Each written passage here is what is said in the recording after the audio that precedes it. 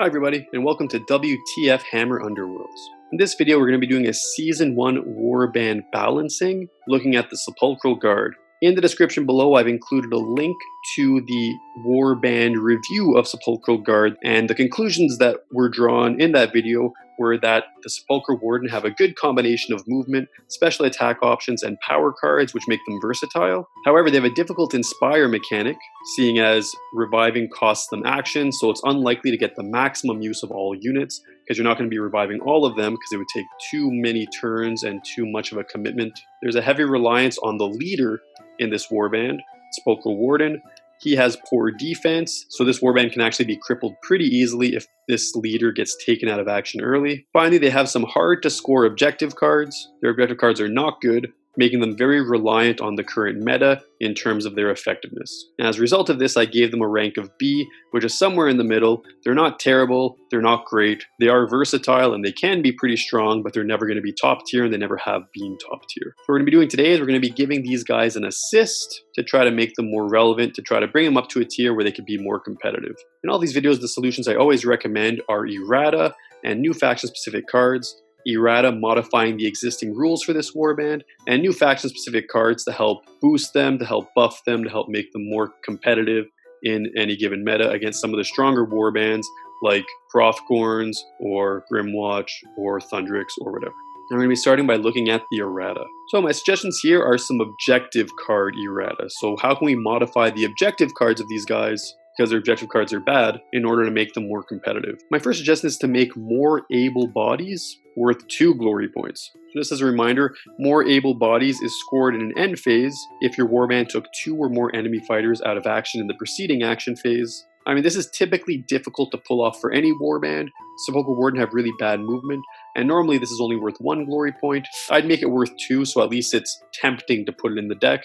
So if this warband decides to become more aggro-oriented, they might be more successful because they'll get 2 glory in an end phase for taking units out of action. So justification is that it's a very difficult condition to achieve, so it's worth 2 glory points, and it encourages aggression, which is what I'm always trying to encourage in my balancing recommendations, because passive play makes for very boring games. My next suggestion is to make the Invigorated Dead worth 3 glory points.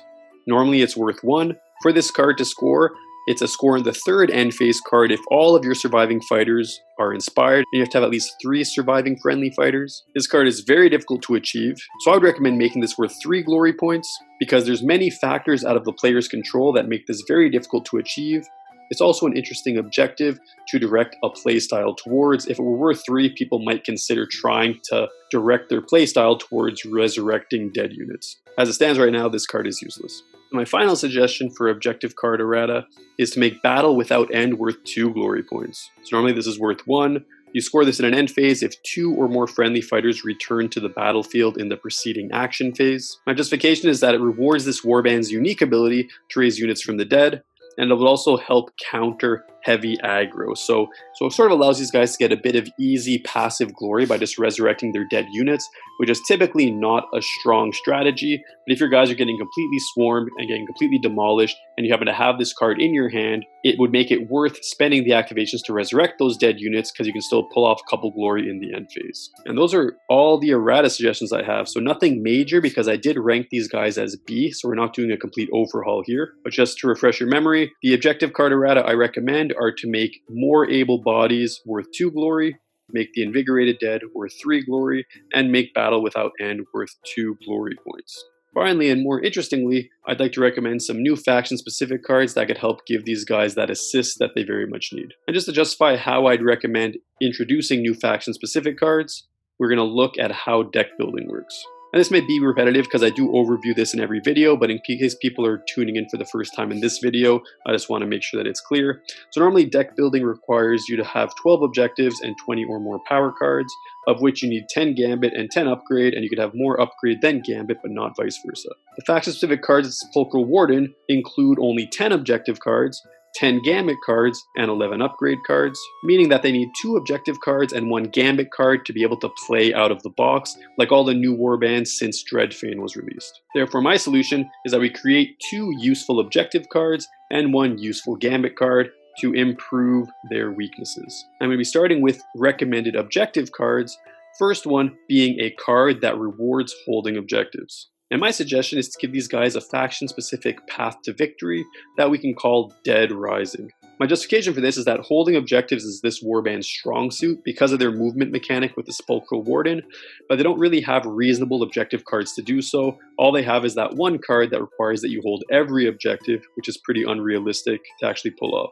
Furthermore, this objective would promote an aggressive approach since Path to Victory requires you to take an enemy unit out of action.